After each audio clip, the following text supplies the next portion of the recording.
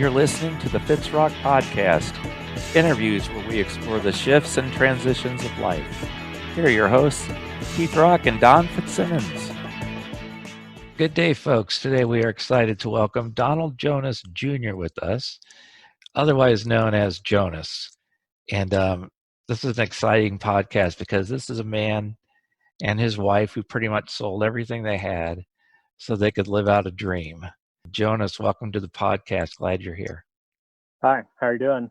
Doing well. Thanks for having me. Yeah. And so here's how it happened, really. I mean, before we had kids, we were backpackers and we did that kind of thing together. We've always been natural at that, doing that together. And then when our kids were getting out of high school about 4 or 5 years ago, we went camping with our sister and brother-in-law, Michelle and Michael.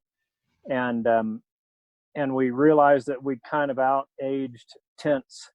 And so we got a little camper, we got a pop-up A-frame camper, and we did that for a couple of years. And every time we came back from the lake, we kept saying, this is amazing. This is why people sell everything and go do what they want to do. And then we started talking about getting a tiny house about 3 years ago. And we did a lot of research on it, and we realized that the tiny houses weren't really as portable and mobile as we wanted. And so we boiled down to getting a vintage coach. We wanted a good coach, that was well constructed because we knew we would rebuild it. In 2018, we bought Luna, the little house we live in now, which is a 1979 Avion 34V. And we had a 2-year plan to remodel this coach and then sell our house in 2020 this year and hit the road. And for whatever reason, in January of 2019, I just talked to Christine and I said, hey, I just feel like we need to go. And I said, the housing market's real good. The 2020 is going to be crazy with presidential elections and campaigns. And I just think, let's do this year. And so I quit booking work and I did my last job through April 9th.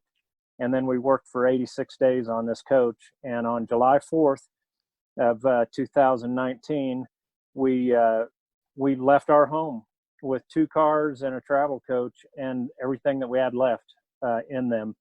And we sold the house and we closed the next day and got our check. And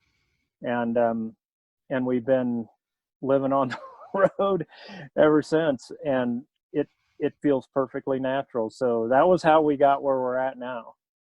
Is there like an end to this, or is this what you're wanting to do for the rest of your life as far as you know?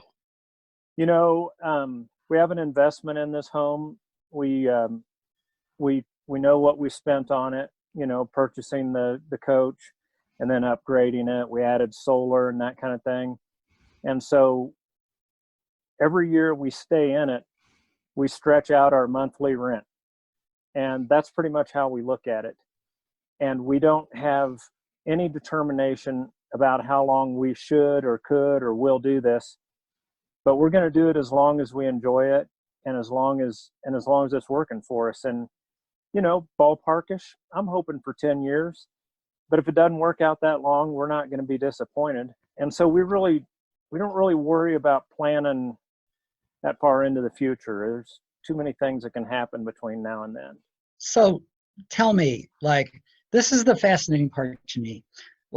There's lots of people that talk about things like what you're doing and say, that's my dream. That's what I want to happen. Or I'll say that I'd like to do whatever. But you said, this is you and your wife, Christina, had said, this is your dream. And you made it happen. So what's the difference between, how did you do that when other people talk about it, but don't do it? Can you tell us a little bit about that? I think that, I think we both, especially since our kids are grown and out of the house and they're both really doing well, and so we don't worry about that. We stayed out of debt. We almost had the house paid off. We didn't know anything else. So we didn't have any financial obligations. Obviously we still have to pay health insurance and insurance on this house and food and that kind of thing. But so we had that level of freedom in our lives. But I think the bottom line for us is that I think we've always been this way as a married couple. We just don't hang out in the norm. If we want to do something, we go do it, and we trust the universe to get us through life and get us through aging and that kind of thing. And we're really more interested in living life completely and fully and with joy and with just great abandon than we are worried about sitting down in a safe place and hoping everything blows over us. We'd rather be out in the middle of it all. And the funny thing is, what we're doing right now seems so perfectly normal that it's just not a big deal to us. And we don't think everybody should do this. We don't think everybody should quit their jobs and go live in campers. That's not good for the economy. But for the people that do have an inkling for that, there's just no reason not to. Well, tell us about some of your experiences on the road. Man, it's been crazy. We left the house on July 4th and we stayed out at Clinton Lake in Lawrence for until November, until the day after Thanksgiving. I have a youth cyclocross program that I direct, Donderdag Youth Cyclocross Clinics. And so I wanted to run the season, which is August to November. And then after the cyclocross season was done, we left Lawrence, Kansas, and went to Oklahoma and stayed with my mom for 3 weeks and worked on the coach some more there until it got real cold. And then we left there and we just zigzagged pretty much all the way down to Florida. And we spent Christmas vacation at a state park on the coast, on the Gulf. We've been so many places that I can tell you, I can't remember them all. And I can't tell you the time or the dates for all of them. And so some of the funniest things that have happened is we use an organization called Boondockers Welcome, which means that we can register to stay on private property and stay there for 5 days, and it's free. And it's people that you've never met, right? They're in this organization online. And so that's how we got to Florida. We went all the way down there staying on people's property. We stayed at a llama ranch overnight one night. We stayed in a beautiful grape vineyard. We actually stayed there through another online organization. Can't remember the name of it, but it's only 2 nights and it's always a business. And then we went to a goat farm in Florida. Now we're about 53 feet long, the van and the coach included. And we weigh in right at 17,700 pounds. So we're pretty much a solid unit. And when we left town, after we sold our house, I told Christine, I said, we're going to stay on pavement. We're not doing this stuff where we're driving out and 4-wheeling or going in the desert. I told her, I said, I want you to find as many pull-through sites as you can so we don't have to back into stuff. And no dirt roads, no sand, no grass, none of that. And I don't think we've been on pavement except to drive from point to point. And we've been off-road. And so we were at a goat farm in Florida, and we backed in and we're horsing around trying to get this thing turned around and get out of the way because there were other Harvest Host. That's the name of it, Harvest Host. And so she was a Harvest Host gal. She had this goat farm. And I got stuck. I buried the rear tires of the van with the trailer attached into the sand. It looked like gravel driveway, but it was real thin gravel. And so the whole back of the truck just sunk. And it was throwing rooster tails of sand onto the front of the house. And it was really one of those beautiful moments when there's a combination of maturing and aging. And it was one of the first times in my life I didn't flip my lid and just freak out. Normally I would have gotten out, maybe break the window out of the car, kick something, you know what I mean? Swear, get pissed. And for whatever reason, I just looked at it and I thought, well, and the rear axle was in the soil. I mean, the differential was 4 inches under. Christina said, "Do you need help?" And I said, "No." I said, "No." I said, "Take the dog and go walk, please." And I got my little snow shovel out and that I carried in the back of the Volvo for 10 years and never needed because it's all-wheel drive. And I dug this thing out, and it took about an hour and a half, and I had to use bottle jacks and pick the van up and then reset it, pick it up again. And Had to move the van away from the coach, back up, get a different grip. Had to dig under the coach a little bit to reestablish its footing because it actually sunk a little bit. And it was the first practice. And it was just one of those times where you realize that if you're going to live like this, you got to learn to deal with doing this, or call a wrecker and spend whatever they charge and hope they don't pull the front bumper off, or, you know, I mean, those things go sideways all the time. And it was cool. I mean, it was kind of heart racing for a few minutes, seeing the whole rig stuck like that, but it was a nice experience. And as soon as I got it dug out, I drank a beer. And then we got a good meal and spent the night, got to milk goats the next day and hit the road and kept moving. And we stayed at people's houses with Boondockers Welcome in country, out on sandy roads in Florida. And I go jogging, and it takes 30 minutes to get from one house to the other. They're so far apart, and the landscapes and skies are amazing. And we've stayed at Boondocker Welcome sites in urban, like deep urban settings. We were in Tampa, Florida at a couple, 2 or 3 sites that were so urban that one time when I was jogging, I was fearful. And I'm an urbanite, and there were so many pit bull terriers and just crazy stuff going on around me in this one part of the city I was running through. But it's all part of, it's kind of like jumping in and not knowing where your feet are going to land, and just keeping your head screwed on straight enough that whatever your feet get a hold of, you just dig in and live it.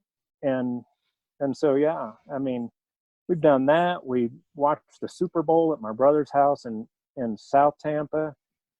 We have seen things historically from driving, because we avoid interstates and metroplexes. We program our routes, and we get out in these small towns, and we get in historic areas, and it's just, every day is like that.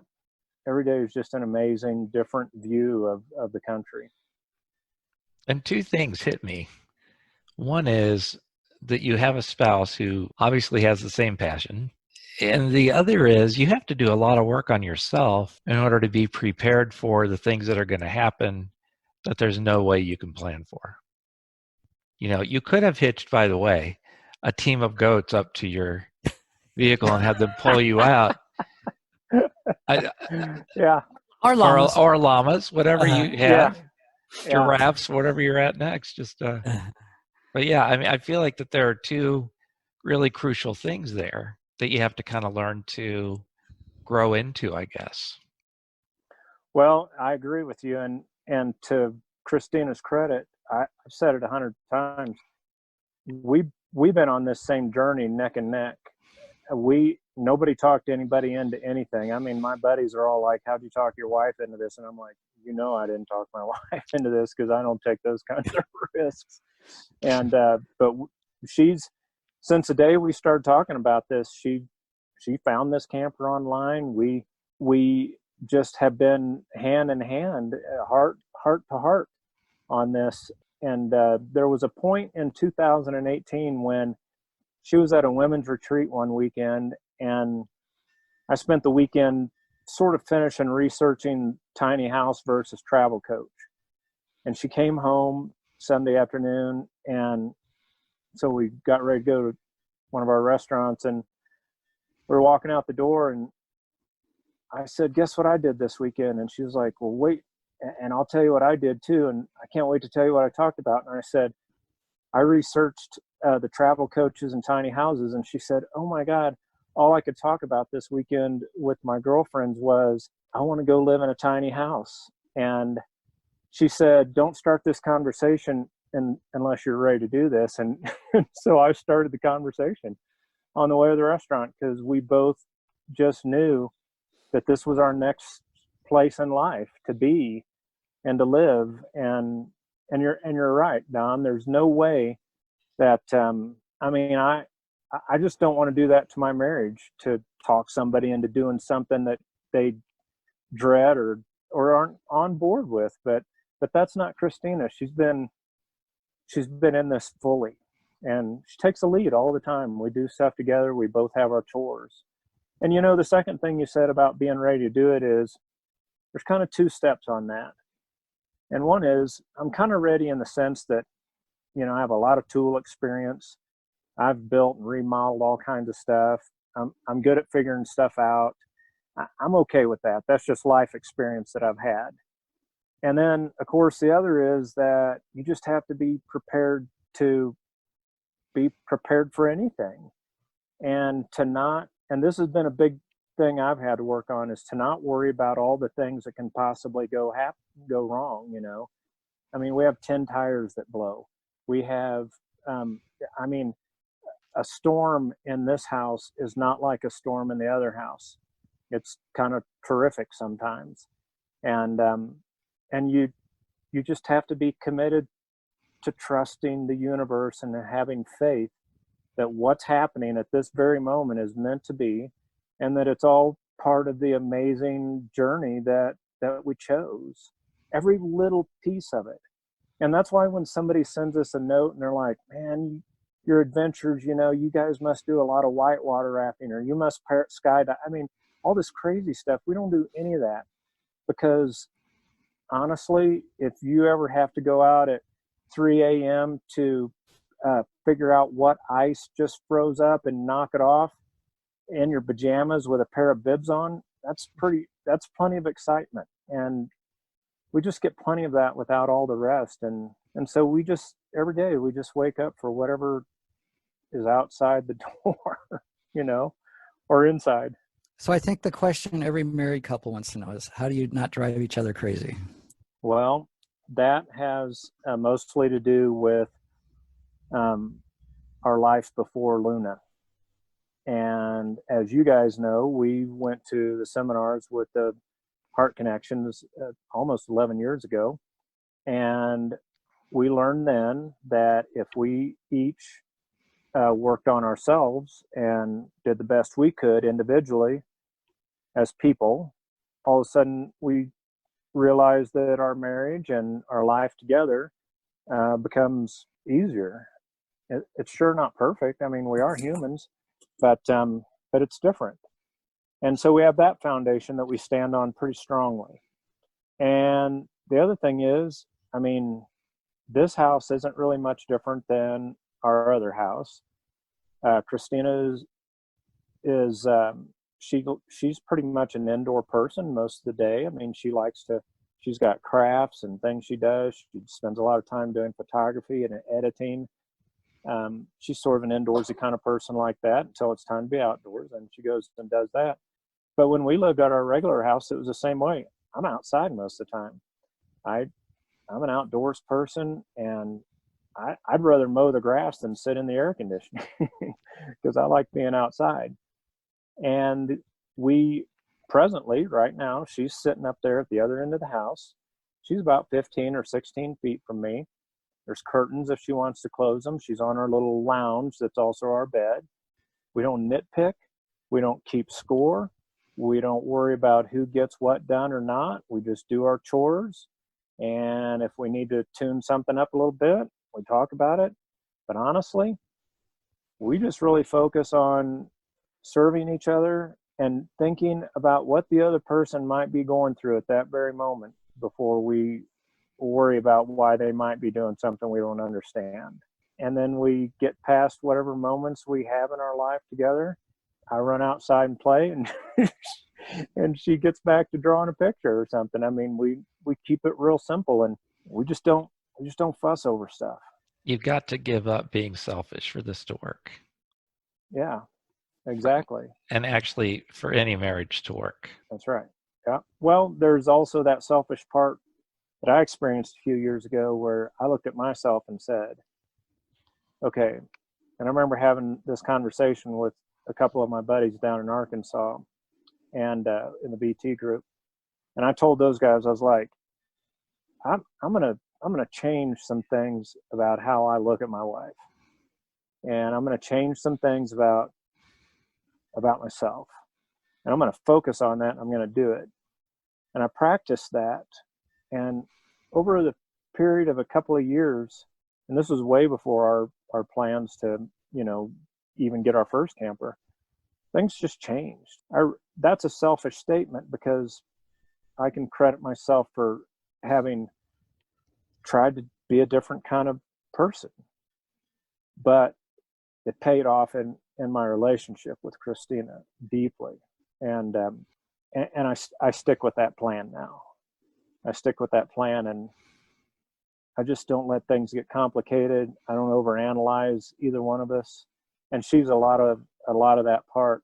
She has a lot to do with that. You know, people that are familiar with you know just how with both you and Christina, or how adventuresome you are, how like up for wild adventures and things like that you guys are.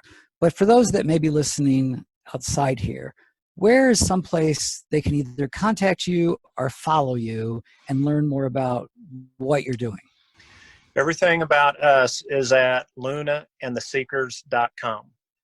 LunaandTheSeekers, lunaandtheseekers.com, or at lunaandtheseekers@gmail.com. Everything is at Luna and the Seekers, and Luna and Seekers on Facebook and Instagram. And we write blogs and we post pictures, and so yeah, that's our current representation of where we're at. Tell us about where the name came from. Well, when we got the coach, it's aluminum, and it's not a polished coach. It's a anodized aluminum, so they don't polish. And it just kind of started looking like the moon to us. And I'm a moon guy. I can go out and stand and look at the moon all night if I'm not careful. And so we started calling the coach Luna. Then when we realized that we were about to leave Kansas and travel, we were like, well, what's this all about? And what are we doing? I mean, because we're not going to go to destinations and ride zany rides and do silly things. What is this all about? And we realized that we were just ready to go see what happened and let it, and to just see and to be seen and just see where the winds and the universe and all of that steered us, and to not have to find anything, but just be open to all the amazing things that we would find. And so that's when we got Seekers, Luna and the Seekers. You are really curious about life, aren't you? Completely. When I get in conversations like this, I get paranoid, because there's two things in life I always thought I'd grow up, mature into. And one was gaining vast amounts of wealth. I always thought I'd do that. And the other was, I thought I'd quit listening to rock music and like slip into jazz or something. And neither of those two things have happened. I mean, we save for retirement, but we're not going to be gazillionaires. It's just not in our hearts. It's just not one of those things that we like thrive on. And I don't know anything about jazz, but I play a lot of music. And so, yeah, we have both been the kind of people that I guess we're kind of immature or childlike in some ways forever. And I'm okay with that. In fact, I'm real happy that way. I was going to say, or maybe mature beyond most of us. But, you've grown beyond those things. I'll tell you, man, that the aging process has been good for me, and it's been good for anybody that lives near me. I want to thank you so much for joining us today, and thank you so much for sharing about your journey. And so anybody that wants to follow you, just lunaandtheseekers.com can follow you and catch up with whatever's going on with you guys, right? Yep. Send us emails, comment on our content. We really like to know what people think, good or bad, and we love to communicate with people. We've met so many amazing people out here on the road that it's crazy. And so we love to hear from everybody. And thank you guys, Keith and Don. Thank you both. And thanks, Christina, for being along on this ride with me. And thanks a lot. Have a great day. It's a beautiful day here, and I hope you're having a good day too. Thanks, Talk Jonas. to you guys soon. Thank you. Bye-bye. Okay, thanks, Jonas. Thank you for listening to this episode of the Fitz Rock Podcast. The music you are hearing is Swim with Wild Musical Instruments by Your My Muse. Copyright 2019 and licensed under a Creative Commons Attribution Non-Commercial License. Until next time, have a fantastic life.